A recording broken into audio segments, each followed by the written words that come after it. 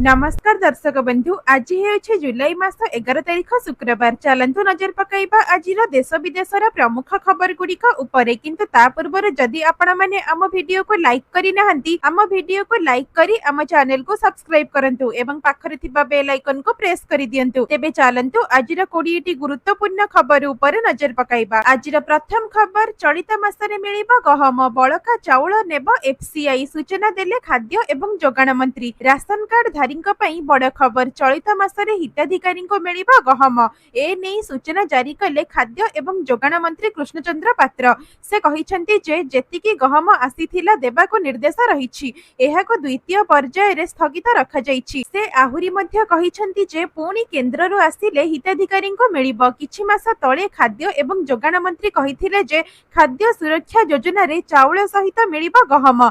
पूर्वरु गहम जोगाण बंद थिबा बेले हिताधिकारी गहम जोगाइबा पई निष्पत्ति नेइछन्ती सरकार। से आहुरी मध्य कहिछन्ती जे केंद्र मंत्री आलोचना परे प्रथम पर्याय गहम पहुंची, किंतु गहम रखिबा पई गोदाम व्यवस्था एवं परिवहन व्यवस्था सुविधा नथिबारु एपर्यंत गहम जोगा जाई पारि नाही। एणिकी बळका चाउल नेब एफसीआई, ए नहीं सूचना देइछन्ती मंत्री। तेबे बळका 15 लाख मेट्रिक टन चाउल नेबाको सहमति प्रकाश पाइछि। एफसीआई सह आलोचना परे केंद्र मंत्री निर्देश देइछन्ती। ए नहीं केंद्र खाउटी कल्याण मंत्री मध्य निर्देश जारी करिछन्ती। परवर्ती खबर, तेल संकट आशंका टळिला, तरबरिया होई किणंतु नाही पेट्रोल, कहिले पेट्रोलियम डीलर संघ संपादक। पेट्रोल पंप रे तेल संकट आशंका टळिला, तरबरिया होई आवश्यकता ठारू अधिक पेट्रोल किणंतुनी बोली पेट्रोलियम डीलर संघ साधारण संपादक संजय लाठ कहिछन्ती। एहा मध्य कहिछन्ती जे पेट्रोल मौजूद रहिछि, गां भां जागा रे पेट्रोल सरिछि, एहा एक स्वाभाविक कथा।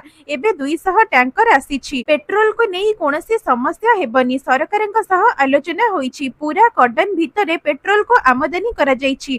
तेबे पेट्रोल पंप रे तेल सरी जिबा आशंका आउ नाही, एथि पई अजथा भिड़ न करिबा पई अनुरोध करिसेंती। सरकारंकर एथि प्रति पूरा नजर रहिछि। सूचना अनुसार गतकाली ठारू पेट्रोल सरी जिबा आशंका रे राति रे पेट्रोल पंप रे लंबा लाइन देखिबाको मिलिथिला।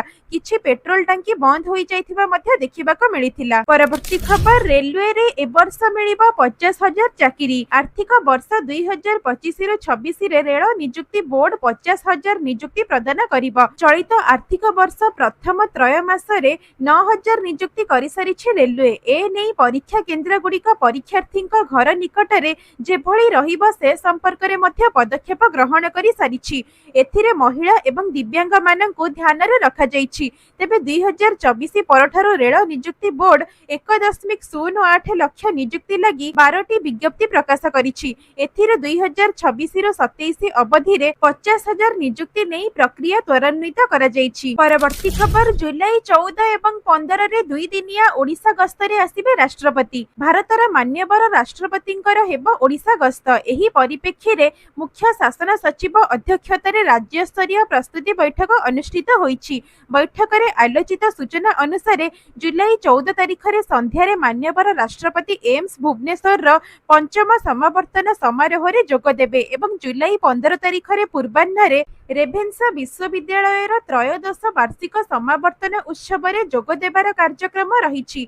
परे परे से कटक रेभेन्सा बालिका उच्च विद्यालय उन्नतीकरण कार्यर भित्ति प्रस्तर स्थापन करिवे। सेहीपरि जुलाई 15 तारिख अपराह्न रे राष्ट्रपति मुर्मू कटक तुलसीपुर बिजू पट्टनायक छक स्थित सारला भवन जाई आदिकवि सारला दास प्रतिमूर्ति रे माल्यार्पण करने सहित सारला साहित्य संसद पक्षरु आयोजित सम्मेलन रे मुख्य अतिथि भाव में जोगदेबे। परवर्ती खबर, 15 पर कमिबा वर्षार परिणाम। आज राज्यर विभिन्न स्थान रे हालुकारु मध्यम धरणर वर्षा संभावना। घूर्णिबलय प्रभाव रे आसंता 13 रु 15 तारिख पर्यंत राज्यर व्यापक वर्षार संभावना रहिछि।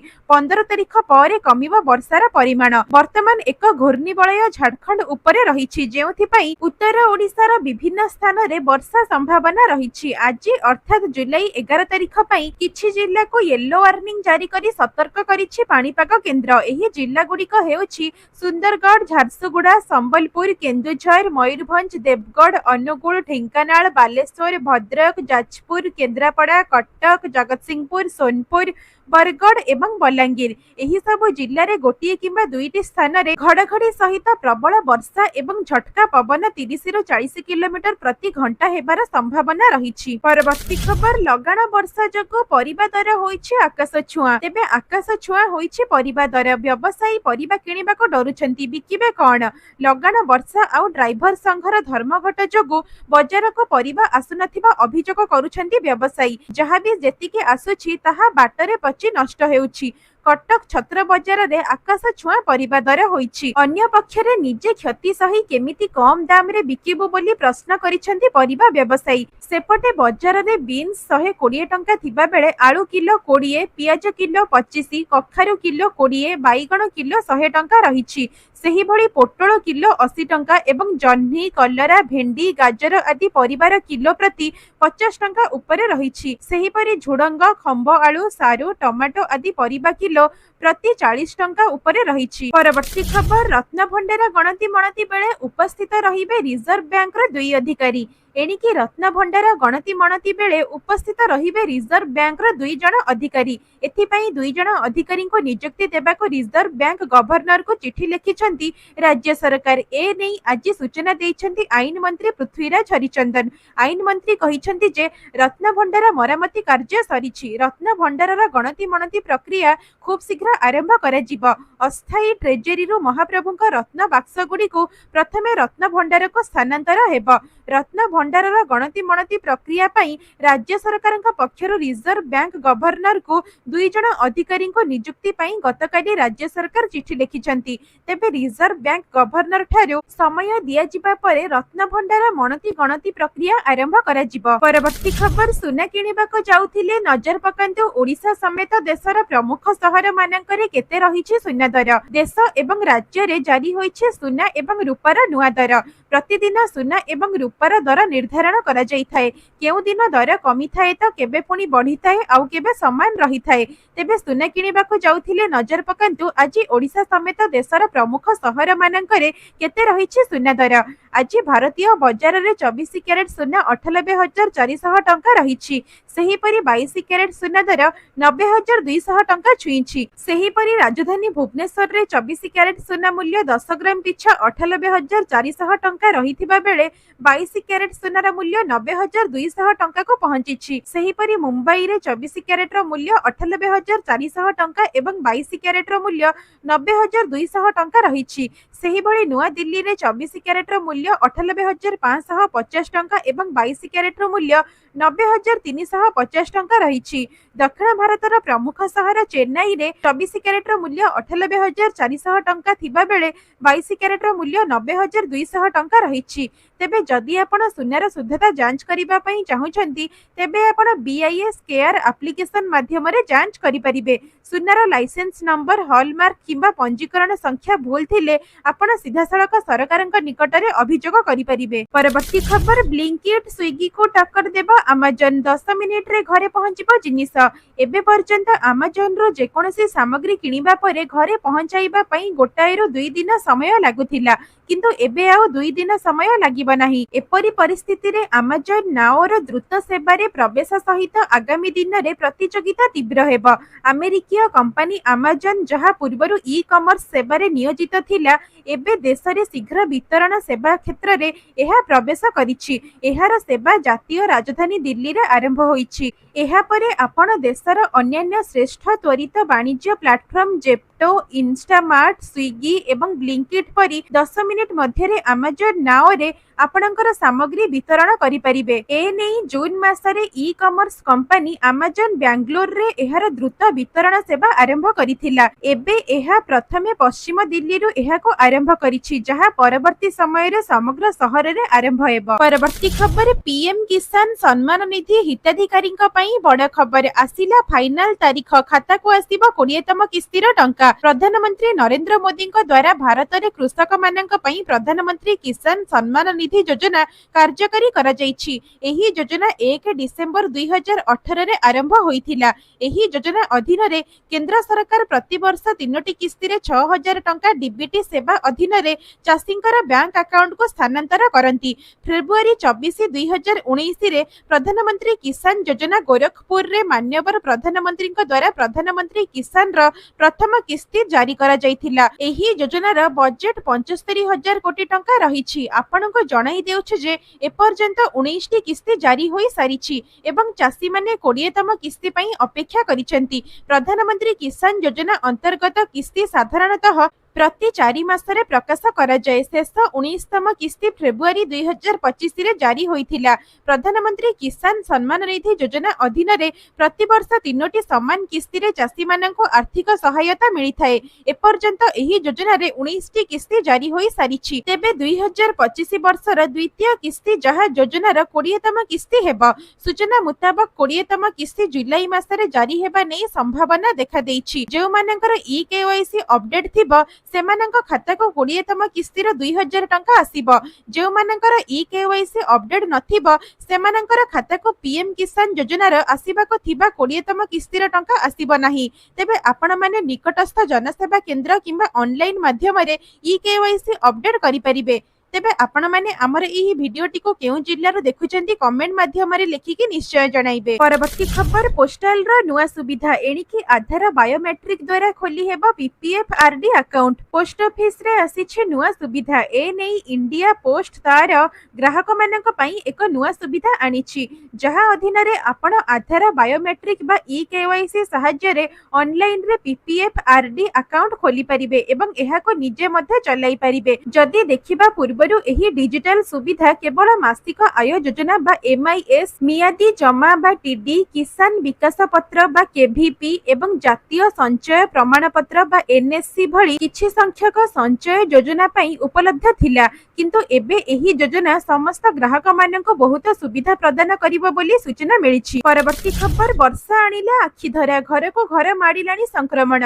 ଆଖିଧରା ଯୋଗୁଁ ସଂକ୍ରମଣ ବ୍ୟାପିବାରେ ଲାଗିଛି। ବର୍ତ୍ତମାନ ହସ୍ପିଟାଲ ଚକ୍ଷୁ ବିଭାଗରେ ସଂକ୍ରମିତଙ୍କ ସଂଖ୍ୟା ବଢି ଚାଲିଛି। ବିଶେଷ କରି ଛାତ୍ରଛାତ୍ରୀ ବହୁ ମାତ୍ରାରେ ସଂକ୍ରମିତ ହେଉଛନ୍ତି। ରାଜ୍ୟର ବିଭିନ୍ନ ଜିଲ୍ଲାରେ 850 ହେବ ସଂକ୍ରମିତ ଚିହ୍ନଟ ହୋଇଛନ୍ତି। ନୟାଗଡ଼, ପୁରୀ, ଭଦ୍ରକ, ବାଲେଶ୍ୱର, କେନ୍ଦ୍ରାପଡ଼ା, ଜଗତସିଂହପୁର, କଟକ ଆଦି ଜିଲ୍ଲାରେ ସଂକ୍ରମଣ ଅଧିକ ଦେଖାଦେଇଛି। ଆଦିବାସୀ ବହୁଳ ଜିଲ୍ଲାରେ ମଧ୍ୟ ସଂକ୍ରମଣ ବ୍ୟାପିବାରେ ଲାଗିଛି। ତେବେ କ୍ୟାପିଟାଲ ହସ୍ପିଟାଲ ଚକ୍ଷୁ ବିଭାଗ ବିଶେଷଜ୍ଞ କହିଛନ୍ତି ଯେ ଏହି ରୋଗ ହେଲେ ଆଖି ଲାଲ ପଡ଼ିବା ସହିତ କୁଣ୍ଡେଇ ହୁଏ, ଆଖିରୁ ପାଣି ବୋହିବା ସହିତ ଲେଞ୍ଜେରା ବାହାରେ। ସାଧାରଣତଃ ଆଖିଧରା ଉଭୟ ଭୂତାଣୁ ଏବଂ ଜୀବାଣୁ ଜନିତ। ଭୂତାଣୁ ଜନିତ ଆଖିଧରାରେ ଆଖି ଲାଲ ପଡ଼ିବା ସହିତ ଲୁହ ବାହାରିଥାଏ। ଜୀବାଣୁ ଜନିତ ଆଖିଧରାରେ ପ୍ରଚୁର ପରିମାଣର ଲେଞ୍ଜେରା ବାହାରିଥାଏ। ଏହାକୁ ଆଖିଧରା କୁହାଯାଇଥାଏ। ତେବେ ଛୋଟ ପିଲା ମୁଖ୍ୟତଃ ସ୍କୁଲ ଛାତ୍ରଛାତ୍ରୀଙ୍କ ଠାରେ ଏହି ସଂକ୍ରମଣ ଅଧିକ ହେବାର ଆଶଙ୍କା ରହିଛି। ପରବର୍ତ୍ତୀ ଖବର ଖୁବ୍ ଶୀଘ୍ର ଆସିବ ଅଷ୍ଟମ ବେତନ ଆୟୋଗ। ସରକାରୀ କର୍ମଚାରୀଙ୍କ ଦରମା ଏବଂ ପେନସନରେ 30ରୁ 34% ବୃଦ୍ଧି ସମ୍ଭାବନା। ଲକ୍ଷ ଲକ୍ଷ ସରକାରୀ କର୍ମଚାରୀ ଏବଂ ପେନସନଭୋଗୀ ଆଗ୍ରହର ସହ ଅପେକ୍ଷା କରିଛନ୍ତି ଅଷ୍ଟମ ବେତନ ଆୟୋଗର କାର୍ଯ୍ୟକାରିତା ପାଇଁ। ତେବେ ଏହାରି ମଧ୍ୟରେ ଏକ ରିପୋର୍ଟ ଅନୁଯାୟୀ ଏହି ଆୟୋଗ ଦରମା ଏବଂ ପେନସନରେ 30ରୁ 34% ବୃଦ୍ଧି ଆଣିପାରେ, ଯାହା ପ୍ରାୟ 1.1 କୋଟି ଲୋକଙ୍କୁ ଉପକୃତ କରିବ। ଏହା ଆମୁଇଟ୍ କ୍ୟାପିଟାଲର ଏକ ରିପୋର୍ଟରୁ ଉଦ୍ଧୃତ ହୋଇ ଦି ଇକୋନୋମିକ୍ ଟାଇମ୍ସରେ ପ୍ରକାଶ ପାଇଛି। ଏନେଇ ନୂଆ ବେତନ ସ୍କେଲ ଜାନୁଆରୀ 2026ରୁ ଲାଗୁ ହେବାର ସମ୍ଭାବନା ରହିଛି।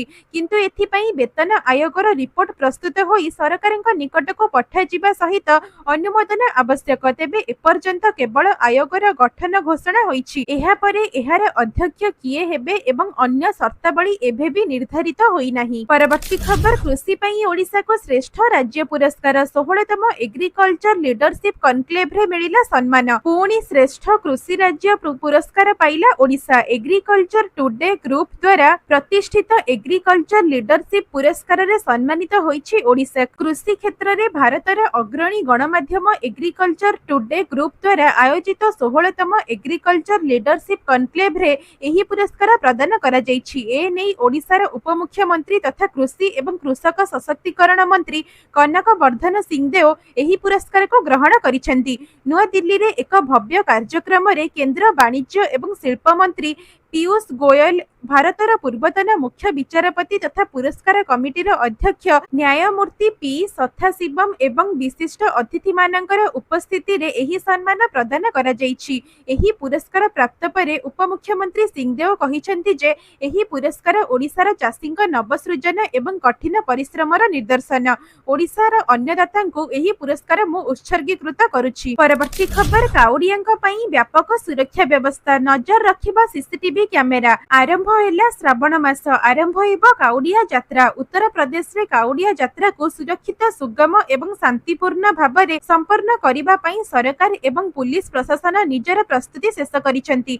पुलिस महानिर्देशक सुरक्षा व्यवस्था एवं ट्रैफिक परिचालना पई व्यापक निर्देशनामा जारी करिसेंति। लक्ष लक्ष शिव भक्तंकर एही पवित्र यात्रा रे जेमिति कोनोसी असुविधा न हुए सेथि प्रति ध्यान दिया जायछि।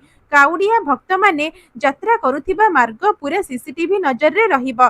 29,000 सीसीटीवी कैमेरा लागिबार व्यवस्था हेउछि। 395 ड्रोन उड़ीबा सहित 1845 जल सेवा केंद्र एवं 829 चिकित्सा शिविर एवं 1222 पुलिस सहायता केंद्र स्थापन करा जायछि। तेबे यात्रा को सुचारू रूपे परिचालना करिबा पई उत्तर प्रदेश, उत्तराखंड, हरियाणा, दिल्ली एवं राजस्थान रो अधिकारी मध्य रे एक अंतरराज्य व्हाट्सएप ग्रुप गठन करा जायछि।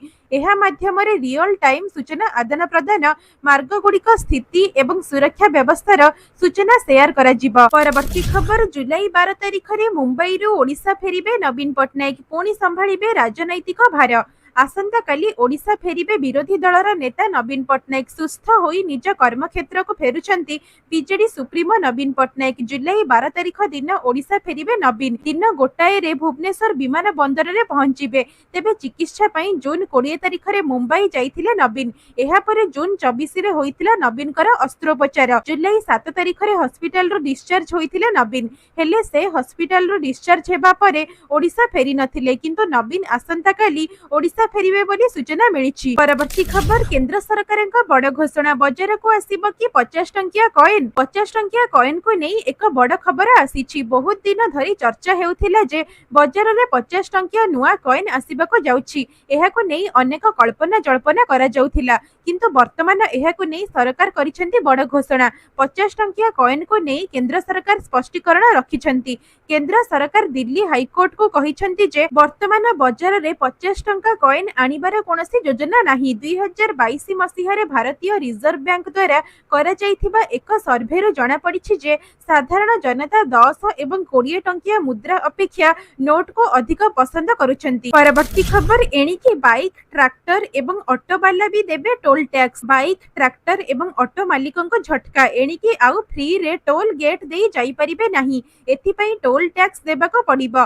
पूर्वरु एथि पई बाइक, ट्रैक्टर किंबा ऑटो चालकों को टोल गेट देई गले टैक्स देबाको पडु नथिला, किंतु एबे आउ सेमिति हेबो नाही। एबे गोरखपुर लिंक एक्सप्रेस वे रे बाइक, ट्रैक्टर एवं ऑटो उपरे टोल टैक्स निया जिवो।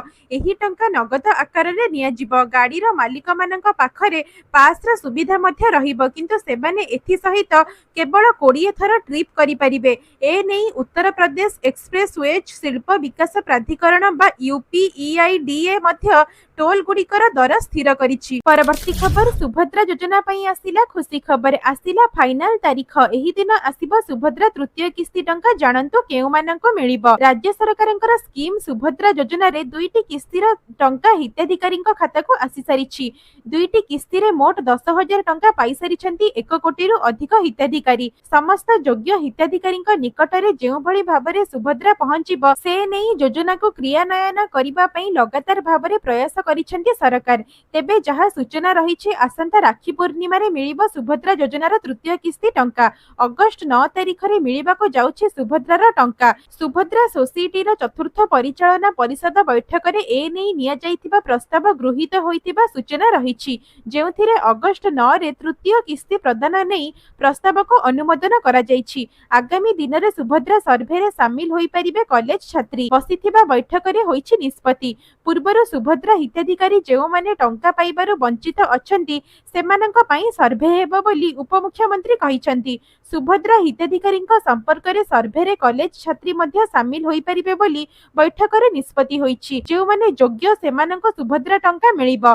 ସୁଭଦ୍ରା ସୋସାଇଟି ପରିଚାଳନା ପରିଷଦ ବୈଠକରେ ଏଭଳି କିଛି ନିଷ୍ପତ୍ତି ହୋଇଛି।